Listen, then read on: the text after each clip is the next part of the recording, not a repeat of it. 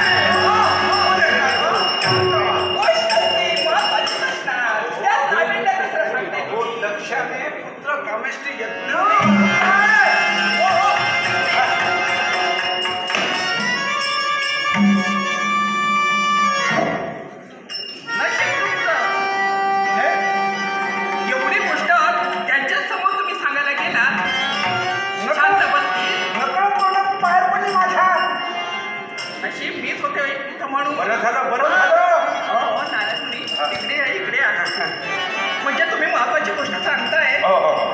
ती कुणाच्या बाबतीत? कुणाच्या बाबतीत? माझ्या बाबांच्या बाबतीत. दक्ष त्याने पुत्र कामेष्टी यज्ञ प्रारंभ ठरविले. कधी? आणि म्हणजे तुम्हाला माहितच नाही. करते हा. नारदमुनी हा त्यांचं निमंत्रण येणार हो. कारण कसलं निमंत्रण? इतर भगिनीप्रमाणे मी सुद्धा एक भगिनी आहे. हो बरोबर आहे. काय आहे? हा. कार्यक्रम निश्चित झाला असेल हो. हा. पण वेळ निश्चित झाली नसेल. आणि कदाचित विसरले असतील तर विसरणार कसं आहे? पुढचा घोडा येतो विसरणार पण बरं मला सांगा, पुत्र कामेष्टी यज्ञ करायचं निश्चित केलं. निश्चित. पण दिवस निश्चित केला का? उद्या. हा उद्या हो. ऐकलंत का? उद्याही कार्यक्रम. मी जातोय कारण मला सर्वांना निमंत्रण. पण एक लक्षात ठेवा, तुमचं आपलं तुम्ही बघून घ्या. मला निमंत्रण वगैरे काही माझ्या जवळ दिलं नव्हतं. तुमच्या जवळ दिलं नाही. मी त्यांना घाबरलो म्हणून सहज मुखातून शब्द बाहेर पडले. याचा अर्थ असा नव्हे की मी तुम्हाला सांगायला आलोय. मी काही तुम्हाला सांगितलं नाही. हे मी बघा, काही बघा ऐकलं नाही. नारदमुनी, काय हे जबाबदार व्यक्ती म्हटल्यानंतर बरोबर. काही गडबडीत काही गोष्टी विसरल्या जातात. हो हो पण तसं नाहीये. हा? दक्षानं सांगितलं कैलास पर्वतावर निमंत्रण द्यायचं नाही म्हणून.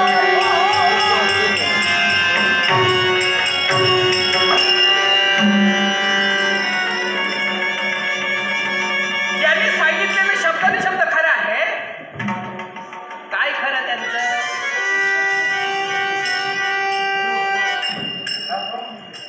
उठा आता. दाक्षायणी आपलं वाहन. आज हजारो वर्ष मागं पडली. हो. या विश्वातील यज्ञ संस्था बंद आहे. कुणी या विश्वात यज्ञ करत नाही. असं असताना दक्षानं यज्ञाचं आयोजन केलंय आणि आम्हाला निमंत्रण नाही. विसरले तो. काय हे बघा, माझा विश्वास आहे. नाही माझा सती. बाबा जाणून बोलून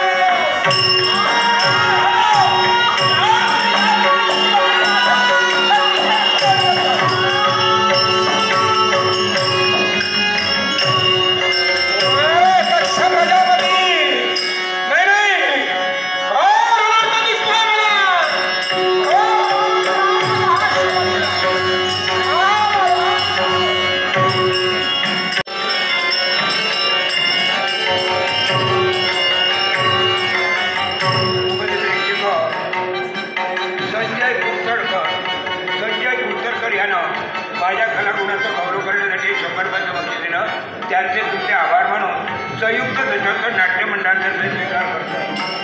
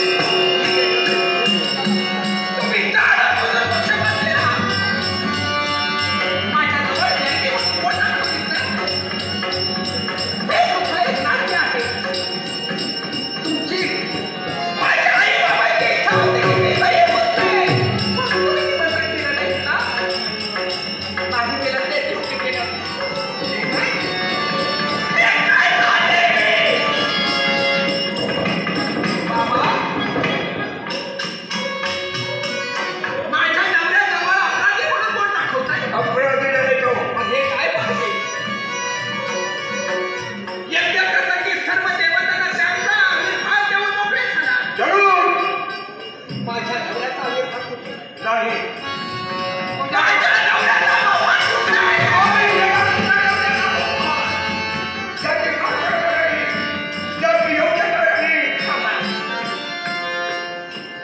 माझ्या नवऱ्याला इतर जणांनी कुणी ओळखलं नाही तरी माझ्या नवऱ्याला मी चांगली ओळखले.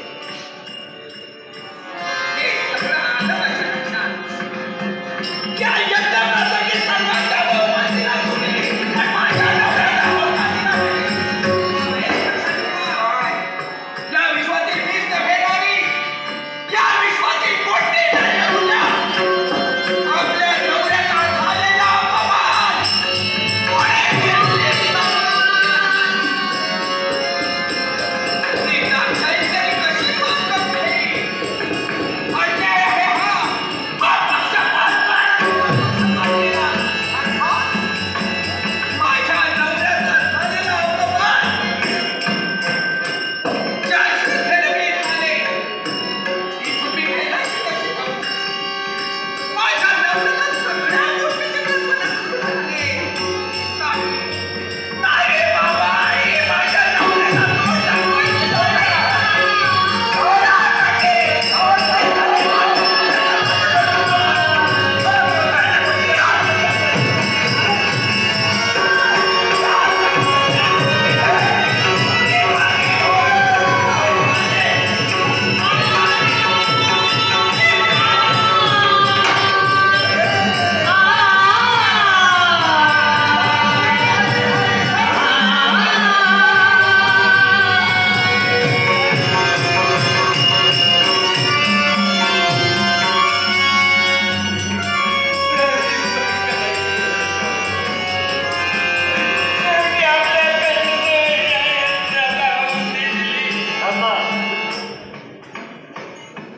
आपण कोणत्या उद्देशाने यज्ञ करत आहोत हे लक्षात आहे ना.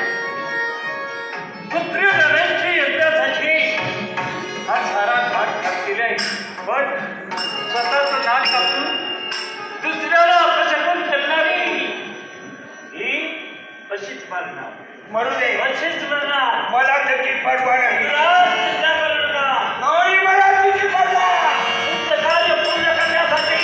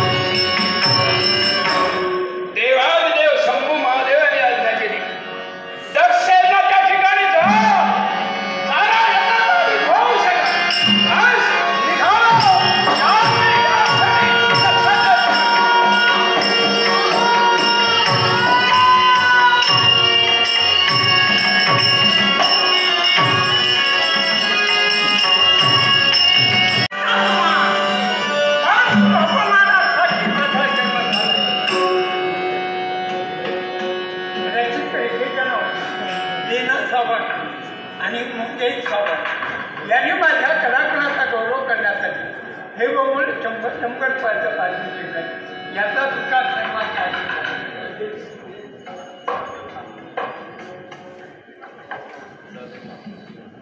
प्रेक्षजनो, साळदेव कामत 100 रुपये, बाळागावडे 200 रुपये, रघुनाथ भाऊ मुळी 100 रुपये, अजित गावडे 200 रुपये, केशवराव 200 रुपये, कविता राऊत 200 रुपये, संजय कुलपकर 100 रुपये. पाहू येतो जरा